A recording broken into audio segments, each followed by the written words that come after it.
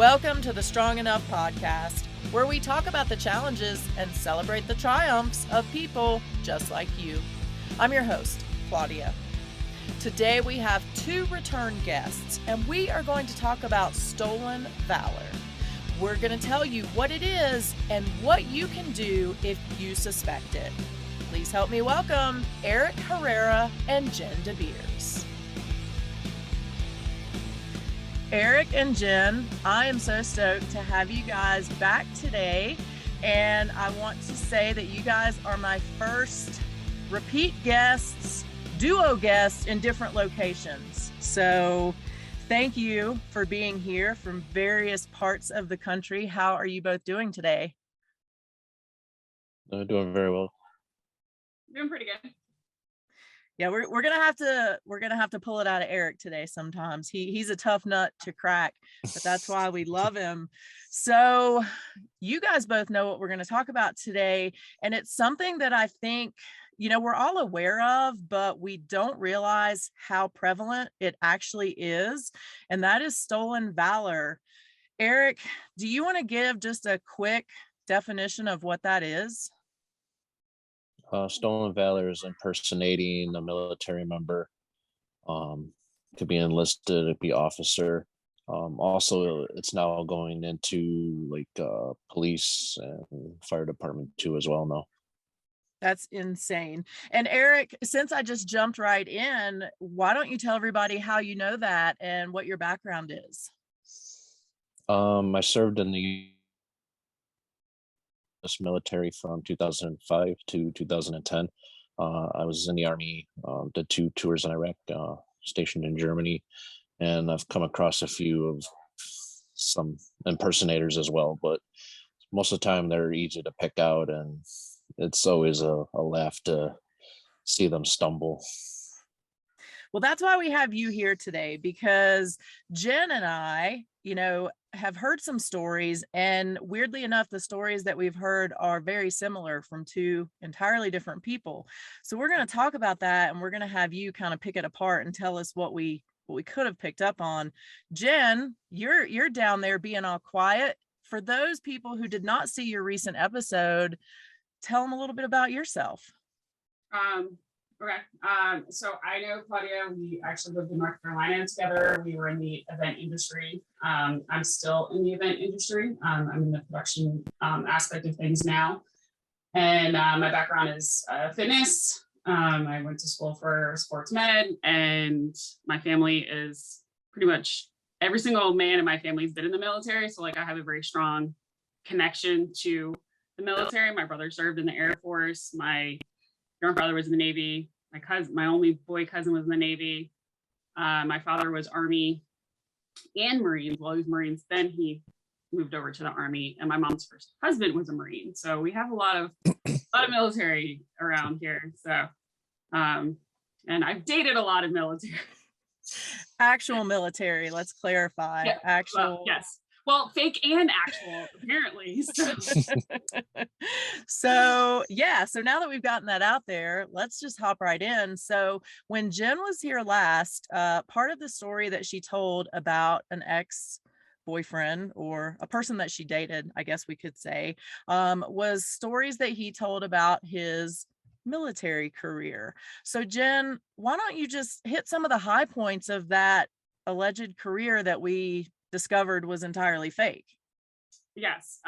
So it was, he said he enlisted right before 9/11 happened. He said he was in basic training when 9/11 happened. And then he was stationed in Korea for a year. And he did 4 tours. He said 2 in Iraq and 2 in Afghanistan, and was medically discharged because he got shot in the back. One of his friends died in his arms, and he was rushed to a hospital, and they didn't think he was going to walk again. And then he was medically discharged, and that's where he is now, back in Florida. And said that he told me he was in for 8 years, which was kind of another red flag to me with the whole 4 tours thing. And then the 1 year in Korea. My brother was stationed actually in Korea, so I do know that being stationed over there for a year. But yeah, that just kind of a lot of the things just didn't add up, like timeline wise, and how the extent that he'd been in, and then the fact that he didn't have any scars. That was a telltale. I was like, wait a second, there's no bullet wounds, there's no shrapnel. Like, where'd you get hurt? Where'd you get shot? You have the best healed skin ever.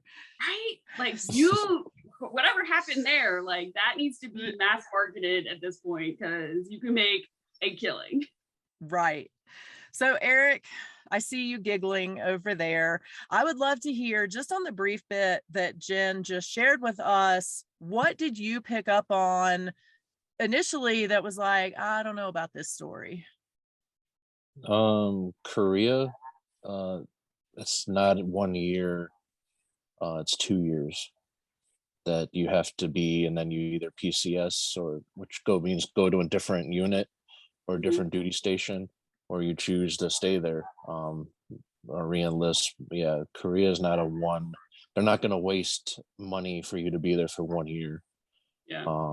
And when you said 4 tours, I'm like, okay, maybe that is reasonable depending on how long he's been. But being in 8 years, it would have to be a really demanding job for you to be there for 4 times in 8 years. So it all depends on the job. And he wasn't very clear about exactly his job. Like, so my brother was Air Force. He was a linguist and in intelligence. And he learned Korean. That was his language that they taught him at the language school in Monterey, California, which I know all 4 branches use that school as a language school as well. It was originally an Army base, but I do know that from that aspect of things. And so my brother did the same thing. He did 1 year in Korea, and then he agreed to go to Hawaii, and then had to re-enlist in order to stay. Otherwise, they were sending him back to Korea. So that part I completely understand. Mm-hmm. Something that I thought was interesting too, Jen, that you said was about his friend that died in his arms. And I'm not saying that's a red flag, but I know the last time that we talked, we were kind of laughing about the similarities in a lot of what this person told you and what a relative of mine had told what became his wife, now his ex-wife, and all of her family and friends and kind of everybody that he associated with.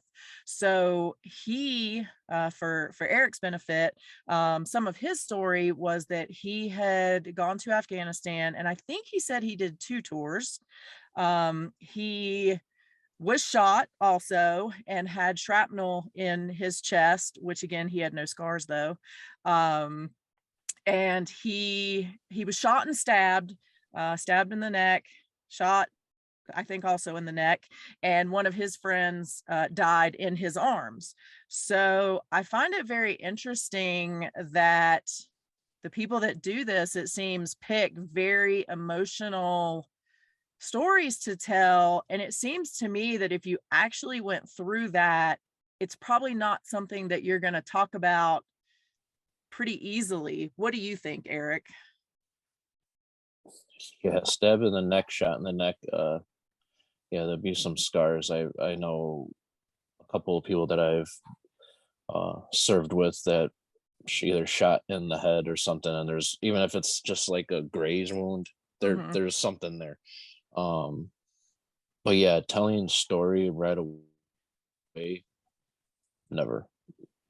It took me almost 10 years just to say what I went through, and no, it's something that just sits with you and you really don't want to say anything. That's another one of the points that I'm bringing up. Soldiers really don't talk about themselves. It's more of a we type of thing. And it's just, yeah, just that selflessness is part of what soldiers are. I love that you said that. And I think Jen and I had the exact same expressions on our faces. That's not something that I ever would have thought of. But as I'm thinking through the stories that I heard from my relative, I'm going to call him Nelson. That's not his name. It's a name somebody made up for him. So Nelson was very I in his stories. So Jen, did you find that as well from your Nelson also? Yeah, I 100% agree. It was always I did this, I did that, I won this. Oh, that was another thing. I guess I forgot to say that he had won awards and medals for, you know, fighting and doing the good thing over, you know, in his many tours that he claims that he did. And you know, it was not never like a we thing, like we got ambushed and my team this, or, you know. So that's interesting, because like I never thought about it that way, but every other soldier, legitimate soldier I've talked to, has that we mentality. So that makes sense. It totally does. And so we've already, in just a few minutes here, Eric has already given us some great tips on how to spot what could be a stolen valor story, or, you know, a flat out lie, if that's what we're going to call it, because that's what it is. You know, not talking about it right away and using I versus we. Something else that Nelson would do a lot of was, it was really his entire being, apparently. Now, again, he did not tell us these lies because we would have known, we knew they were lies, but everybody that he interacted with in this new city that he moved to, they said it was kind of his entire being and personality. Like that's what they knew him as, was this soldier, this fighter, this combat veteran who had experienced just horrific things and was trying every day to fight through it. Eric, I want to ask you, you know, for somebody that has actually been through these things, what do you think about somebody who literally didn't even make it out of basic training to turn this into their entire existence? I don't know what some people think of, and I see it a lot, like on things like Dateline, where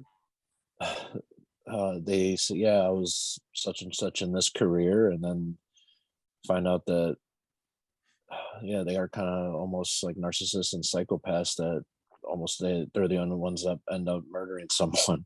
They dig into their past and find out none of this stuff exists. And I don't know what drives some people to do it. I don't know. I just sometimes I can't even fathom if I would even do that. Especially I have family members that are military too. I think if I did something like that, they would kick my ass. But I mean, it just I don't know. I just think it's little a lot of disrespect and a lot of dishonesty and dishonor about the whole thing. I agree, because, you know, I think we all embellish a little bit in our lives, you know, when we tell a cool story, or we did something at work that was super neat, and we make it just a little bit neater. But Jen, you know, having so many relatives that actually did serve, how does it feel when you hear about and even experience these people who aren't just embellishing, but they are just flat out lying about, you know, something that is so important to our country and to everybody that lives here? I mean, to be honest with you, like when I found out, I was pissed. Like I have such a, I wouldn't say a soft spot, but you know, I have such a deep respect for law enforcement, for military. I know, like my mom even told me, because like Eric was saying, that they don't talk about it.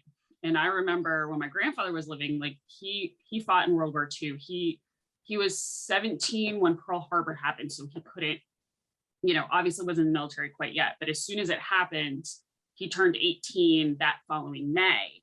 And literally like the day after he turned 18, like he went and signed up.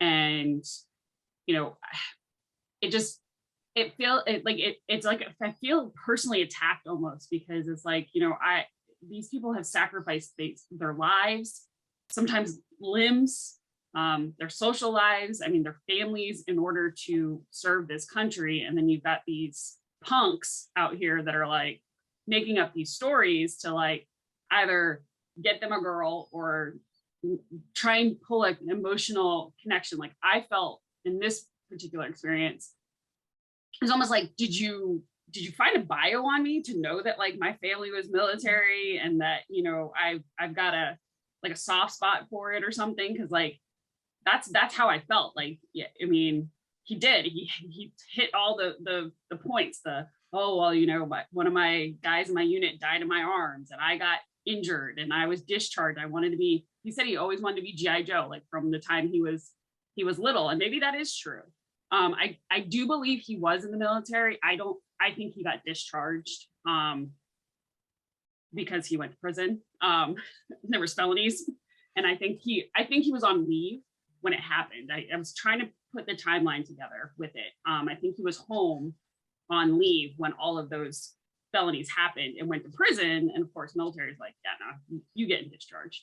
I'm not 100% sure on that, but yeah, I felt attacked, or I felt, you know, I was just pissed. Like I was just I think that's the one thing I was mad about after that whole crazy story of all the things. That was the one thing that I was like, you can say it. It's okay.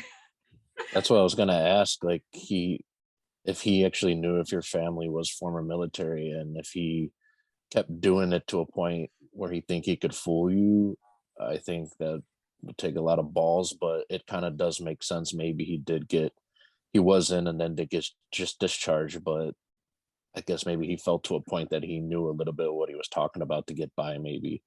So I mean, that's another reason why he probably could have kept going with the whole story.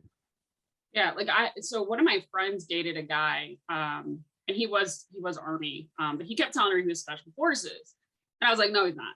And she's like, well, how do you know? I was like, because of the base he's at. Like, there's no way he's Special Forces, and he's too old. Like, it was just, there were things that were like, not like, again, I know enough that like, you would have to know, not just your basic, like, oh yeah, so I was stationed at Fort Bragg. Well, everybody knows Fort Bragg is an Army base, but like, where, like, what was your specialty, or, you know, those kinds of things. So I know more than the average person, I guess, just because of, you know, my family and just experience with friends and stuff. But yeah, I don't know. I mean, I'm not sure if he did do the research, or if he just took a gamble on it, was like, or he's done this before with other girls. I'm not sure. I mean, my girlfriend has even said a few things like, oh, my boyfriend's from the military. I'm like, oh, okay. What was his MOS? So I'll ask, and she'll come back, and she's like, well, what was his job? What was his MOS? It's like, oh, he was such and such, just like some random job. And I'm like, that's not what I asked. And she's like, what's his MOS? And like, go ask that. And she's like, all right. And she would come back to me. She's like, oh, she doesn't know his MOS. I'm like, how does he not know his MOS? It's a specific number and a letter of what your job description is. And sometimes it's usually the guy disappears all of a sudden or something like that, because all of a sudden now it's picking at what he actually does or whatever. So I find those stories kind of funny. so can you explain? I mean, I'm sure because other people are going to ask, like, what exactly an MOS, like, what does that stand for? Yeah, so MOS is a military occupational specialty. So it's, for Army, it's 2 numbers. It's the job description. So um when I went in, I was a 21 Bravo. But it jumped back to 12 Bravo, 21 Bravo, because infantry is 11, and it's 11 Bravo. So since I was a combat engineer, I was a combat MOS. So I fall under that one in the beginning. So 12 is, it's combat, and then the Bravo, which is the B, which is engineer. So it's combat engineer. So it's a weird code that they do to keep every job in line. So I have a sub job. Marines, it's a little bit different. I think it's like four numbers. Air Force is different too, and I think Navy is as well. I'm not sure how they do theirs, but yeah, I even ask the same thing when I run into guys. They say, "Yeah, I'm former military." I say, "Well, what's your MOS?" And they'll tell me, he's like, I was infantry, or I was some kind of weird special job." And I'm like, "Well, that's not what I asked you. I want your number." And usually at that point, that's where I could kind of catch them, that they're going down a line that's not true. So there's another good tip, is just start right out with that question and see what answer that you get.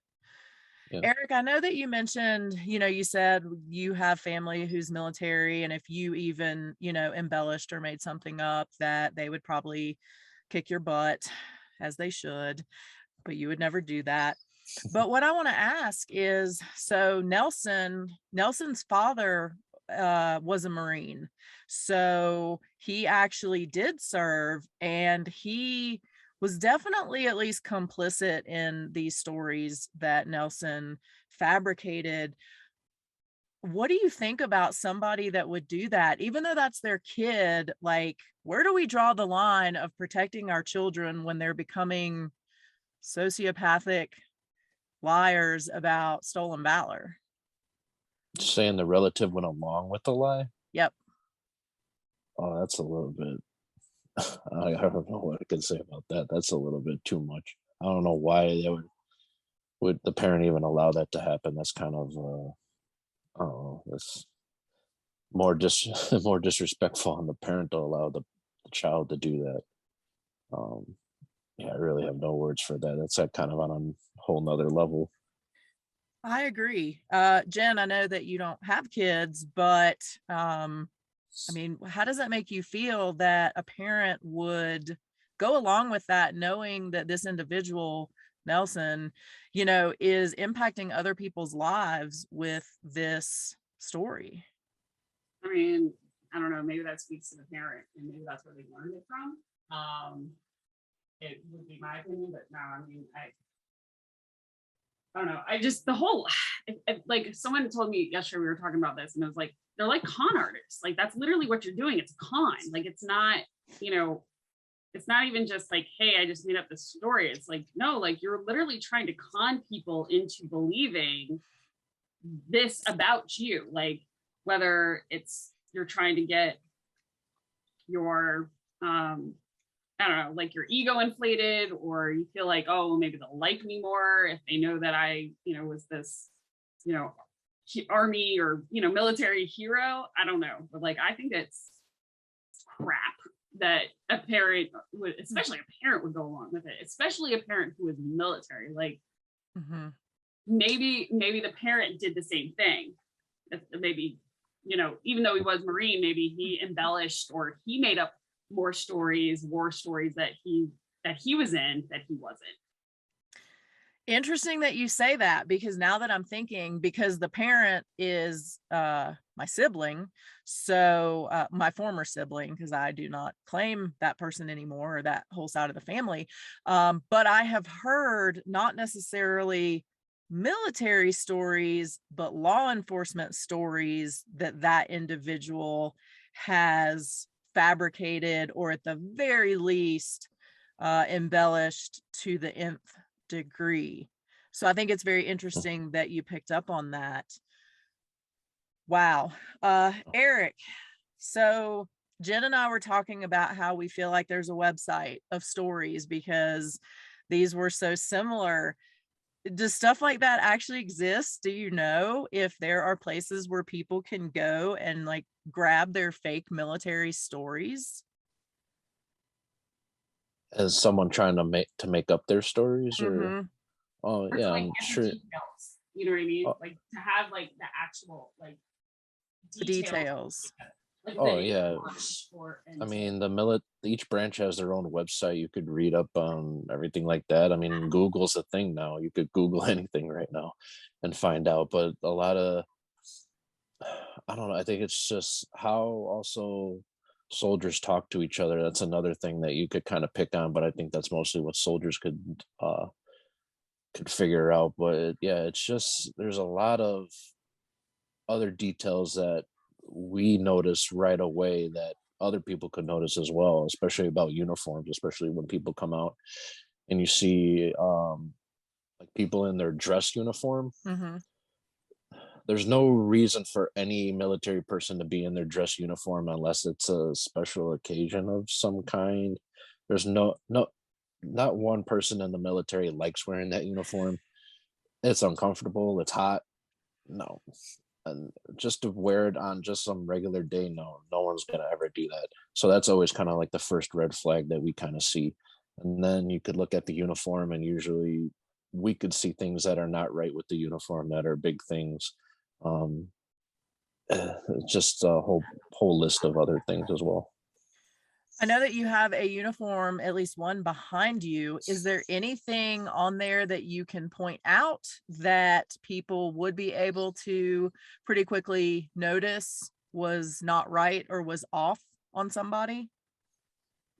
Yeah, so this is this uniform I don't even think is being used anymore. This was my dress uniform. Um, so where to start? The rank is always on the side. This is kind of hard to see because it's green on green. So the ranks on both sides. Uh,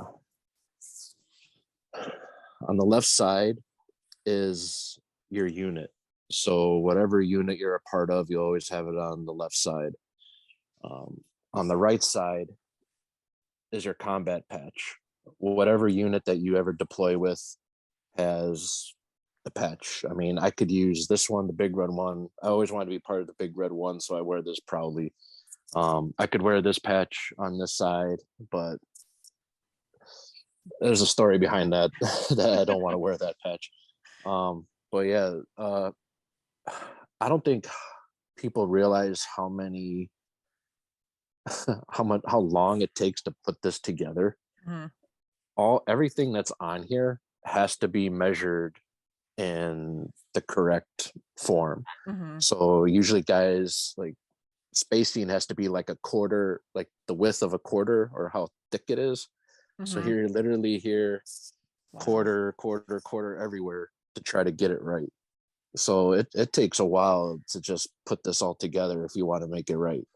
Um, a lot of times people will see is this. So maybe you'll see a lot of the big famous stolen valor ones show the ribbons. Mhm, I mean, I have 3 stacks, but you'll see some guys that have like this big. mhm, There's no way anybody would have a stack this big unless you are been in the military for the last 30 something years, because there's ribbons that are even from Korea, Vietnam. um it's a whole other list that now soldiers wouldn't even be able to get some of those ribbons because those wars are already passed. And it's just a lot of a lot of the funny ones are they have these ribbons, but then they also have the metal as well. You mhm. never have the metal. There are uniforms that are like the dress blues that you actually have the medals. Um, but yeah, crossing uniforms are always a big thing. Um, and also another big thing is like if it's sloppy, if it doesn't Mhm. look straight or anything, then it's obviously someone that's really lazy or it's someone that's not really paying attention. Um, Another one that's big are on the sleeves. So on the left side, it's your services. Each one of these stripes means 3 years. I did 5 active duty, so I got shorted on one stripe for so on the other side is your combat stripes. So these are every 6 months.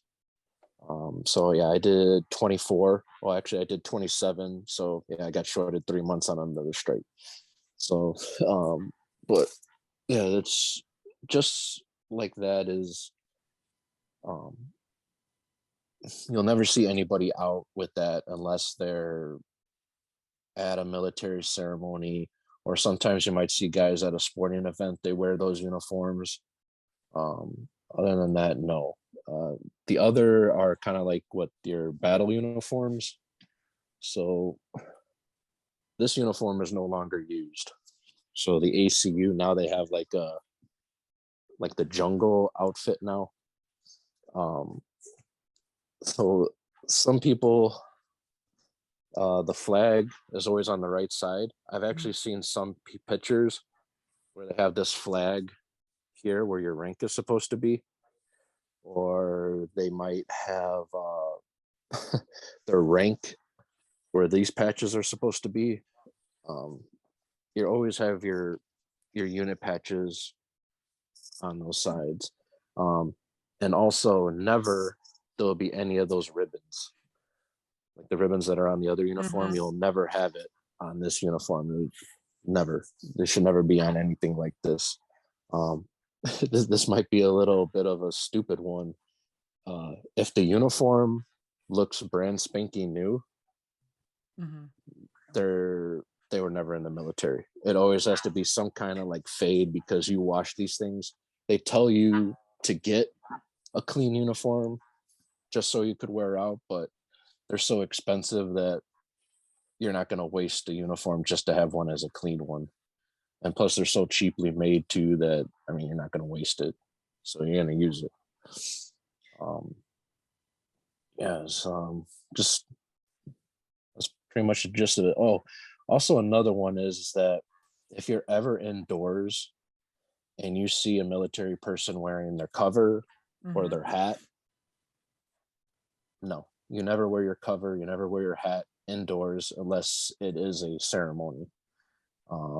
So you'll may see a lot of videos of guys at a mall and they're walking around and they're wearing their cover indoors. Yeah, that right away you should know that that person's not military. Even simple rules like that, you'll get chewed out by anybody if you ever have your cover on indoors. Is that the same for females? Yep, everybody. And if the rank is always on the front here. If that rank isn't on the hat or the cover, yeah, the uniform is wrong.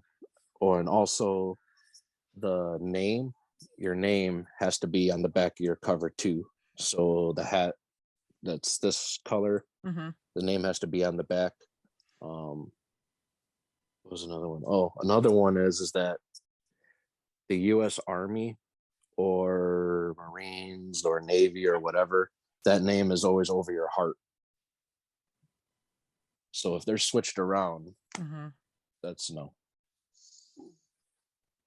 That is very interesting. I think I'm definitely going to be looking at uniforms in a much different way now, especially like with you said about the measurements and just everything being so precise. And then I know I have seen people with the ribbons and the medals. Like as soon as you said that, I know I've seen pictures of that right off the bat. So that seems like it might be a pretty easy one. And it also seems like that would be somebody who's probably trying to gain more attention because they're trying to put more colorful stuff on there to draw people in. Jen, did your Nelson, did he have any paraphernalia or items supposedly from his military time? Like I said, the medal or the awards and the medals that he had won. And then this was interesting. He had a sweatshirt, that said Army on it. And he said he got that when he was in basic training. And I was like, that thing's like 20 years old. That's in really good condition for being like that old. And he said, oh, well, I take care of the things that I care about. And I was like, okay. Because again, I didn't know him that well, but like, I'm thinking like, I take care of things decently, but like, I don't have anything from when I like 20 years ago that's still in my possession. First of all, it doesn't fit. Was it the marshmallow outfit? It was just like a gray hoodie that said Army. Oh, like, okay. That's it. No, that was all it was. The marshmallow PT uniform is basically a white sweater that has army on the front of it, and it's the matching pants that are white that has army on the sides of it. So yeah, Okay. we call it the marshmallow outfit because you look like a giant marshmallow. I mean, that makes sense. I love it. I will say, Jen, I do have some sweatshirts from when I was in the police academy, which was a long time ago. But I don't wear it all. You know what I mean? Like, it is packed away in a bag under the bed. So if I wore it all the time, it probably wouldn't look so spiffy and fresh and clean. Eric, what do you think about somebody who has, for example, my Nelson, he would wear a hat with a patch, and he would actually switch out the patches. It was one of those, like, where you have the Velcro patch. And one of them was allegedly his blood from when he was stabbed and shot. And then the other was the blood of his friend who had died in his arms. To me, it seems kind of weird that you would wear that around, like, proudly as a patch. But what do you think about that? Is that something that legitimately a veteran would do? Yes and no. I know someone um who was shot and got medically discharged, and he turned the uniform that he wore into like a vest type deal. Hmm. Um, yeah, I would see that. I know when I talked about my incident at Christmas, um, one of the guys that was in the truck, guy took off his name tape, Hmm. and it had his blood on it and everything like that. Um, I kept it, and I gave it to my lieutenant, and then I gave it to my lieutenant, and the lieutenant gave it to his family. Um, they keep it as a keepsake, like in the house, though. Hmm. But I mean, I don't know. It really kind of depends. I mean, sometimes that might happen, but I don't know. Sometimes it might be a little bit extreme. It depends on the person. You really can't say yes or no on that. I understand it. I still kind of keep certain things that I wear that from the military. I have a skull cap that Hmm. I had from the military. I keep that. Some of the winter gear that we had are some of the warmest, and I'm in Chicago, so it keeps me warm here. So I keep wearing that. But yeah, I mean, you really can't say yes or no on something like that. No, that makes sense.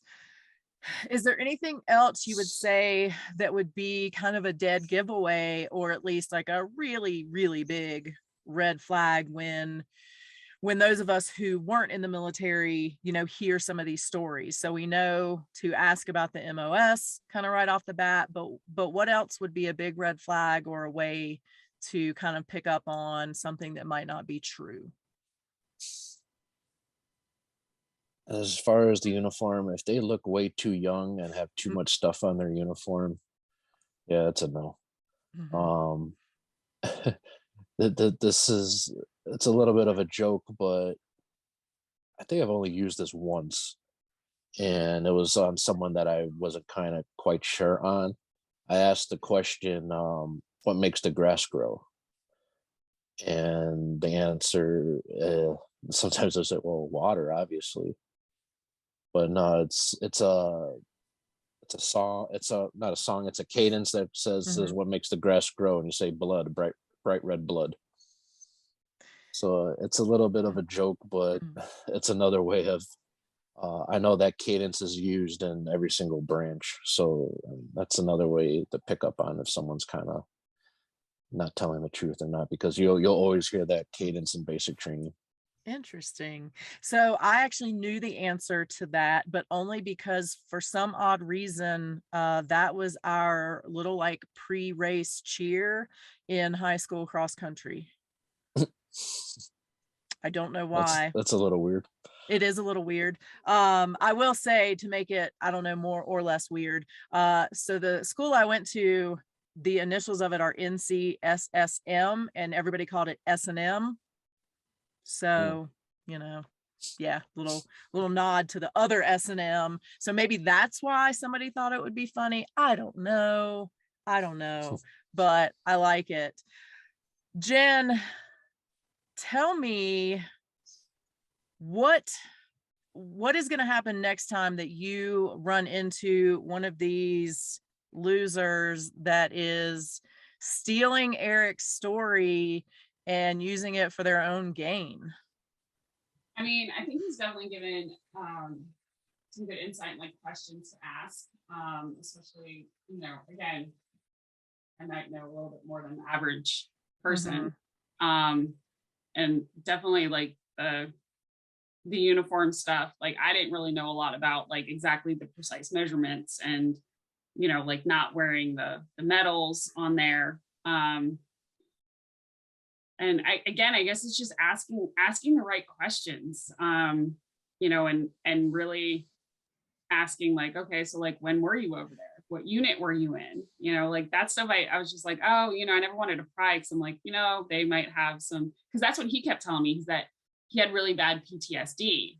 And that was one of the things that he said, that he could never be a good liar because he didn't remember anything. I was like, and now I'm like, oh, that was just your excuse to like not remember conversations that we had, because it was probably your other girlfriend that you were talking about or talking to. So I think that some good insight on that for sure. And I don't know if we'll be always able to like pinpoint people like that, because there's my father was also a sociopath and lied about a lot of things too, and was very good at it. And they're very good at deflecting. So I mean, I wish we didn't have to do this, but again, just asking, I guess, the right questions. And I feel like Eric's definitely given us a good base to. No, asking what unit you're from, you should know that right away. The whole PTSD thing doesn't really fall in that. It's not amnesia. It's He definitely made it sound like it was. So the main things, ask what unit you were in, where were you like one, your rank too?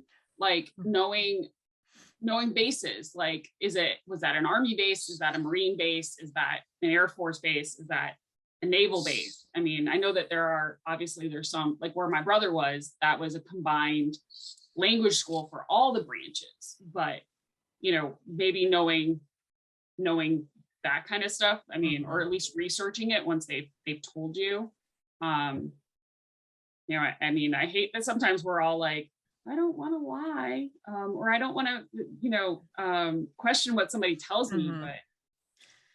But I mean, it's just those are just like basic questions. If you really can't answer that, then there's really no reason to go any further. That they're not gonna, it's just a whole big lie. I mean, another thing that I always is to pick up on is, I know we talked about the we instead of the I, and then you made the joke in the beginning that you have to pry stuff out of me. So yeah, that is true. So a normal soldier won't say more than you ever ask. If they continue on something that you never even asked, then it's also kind of a red flag too, because I mean, I have family members too that are Chicago cops, and they always told me never answer more than what the question actually is.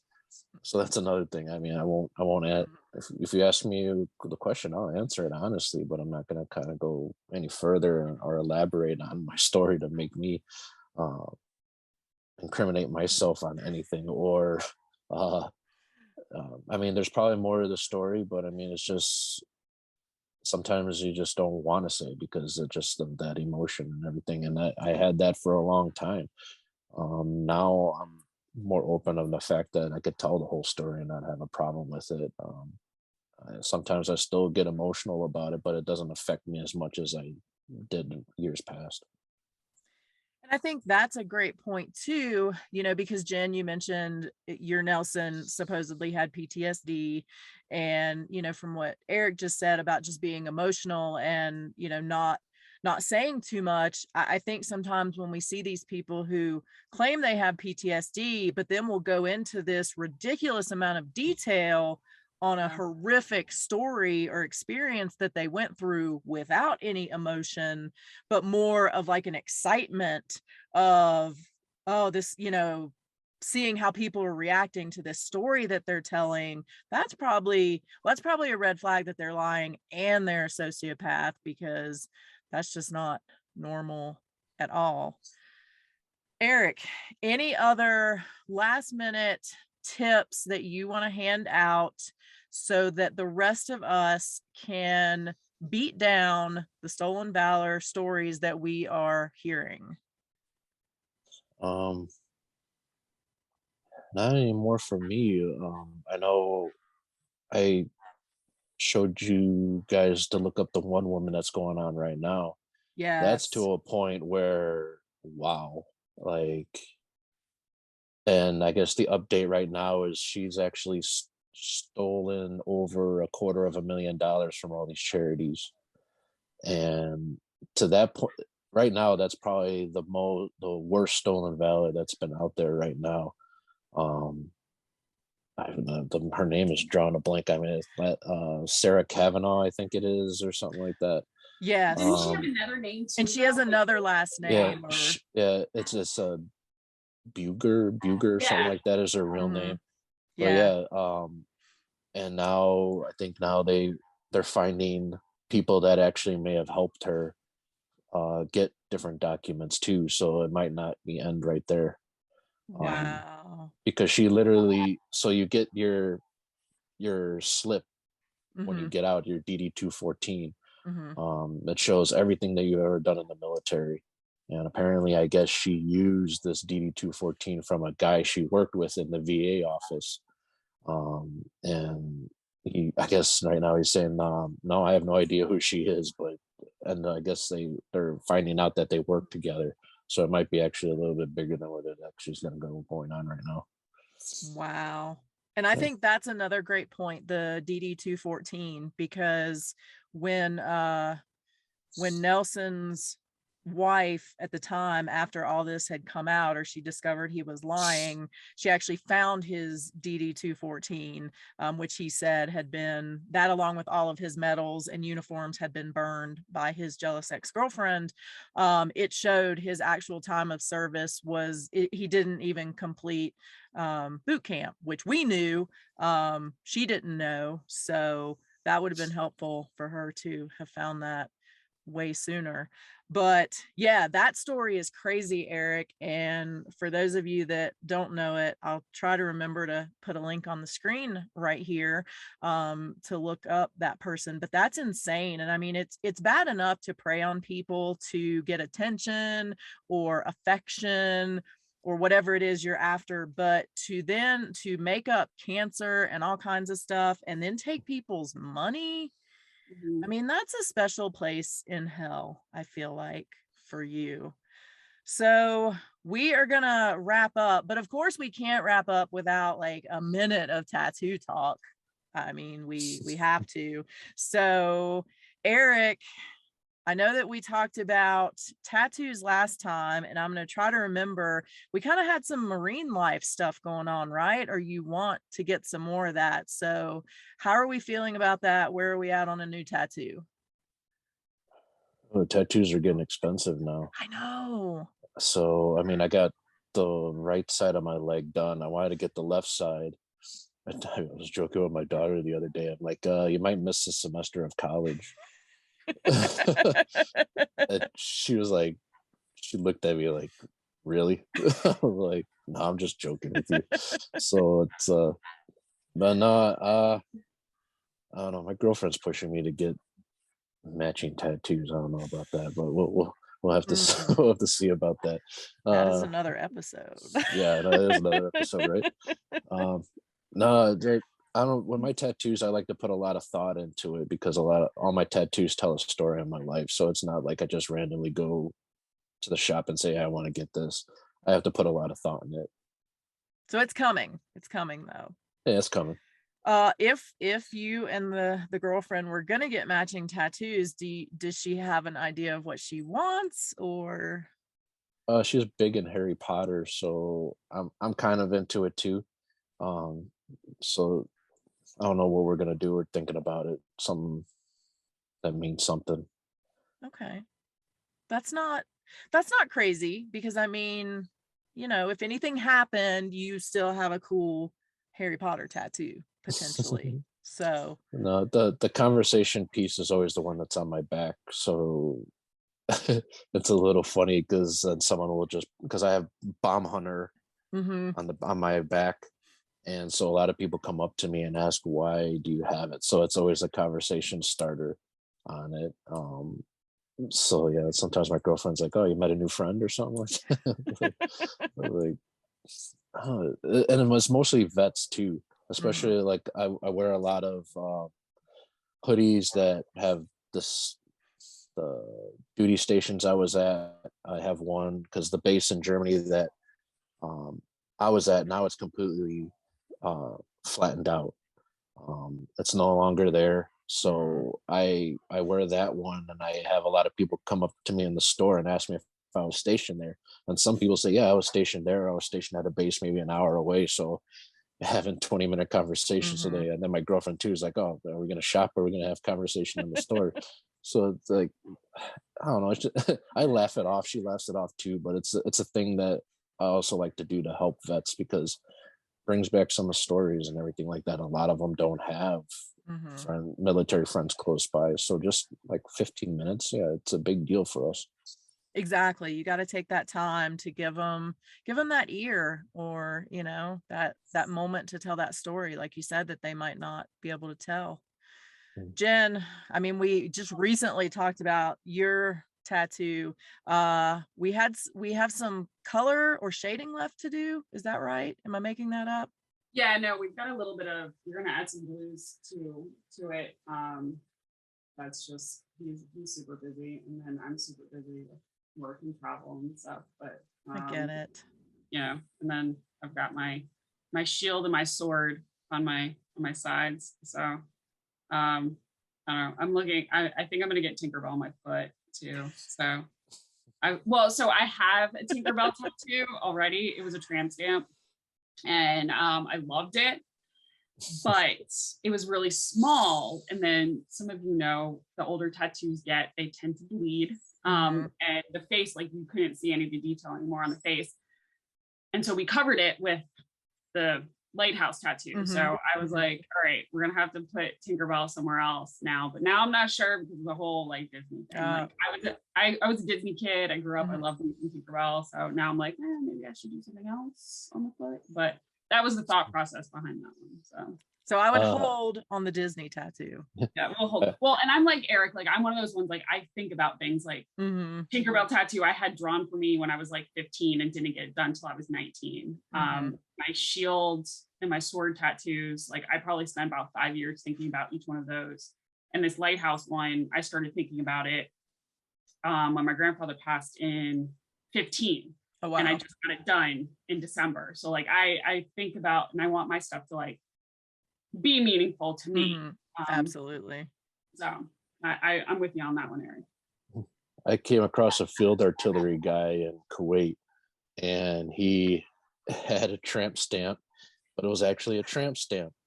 Oh my So god, it that's said it hilarious. said it said tramp stamp on his lower back and had the like someone put a stamp. It had the corners on it. That's amazing. Yeah, and it was his whole lower back too. And I'm like, why? And I got really drunk, so I just did it. Wow. I'm like, wow, that took a lot of balls to do that. Yeah. So I And mean, I feel like that is the perfect place to end this conversation. So, Eric and Jen, thank you guys so much for being here with me today. Jen, thank you again for sharing some of the story of the relationship that you went through. Eric, thank you for being our expert today and giving everybody some tips and tricks that they can look for to avoid stolen valor. I hope you guys enjoyed my conversation with Eric and Jen as much as I did. I truly appreciate Jen sharing her story and Eric sharing all the tips that we can use if we suspect stolen valor. So remember, until next week, you are strong enough and you are worth it. Thank you for listening to the Strong Enough podcast. You can find us on your favorite podcast platform by searching Strong Enough.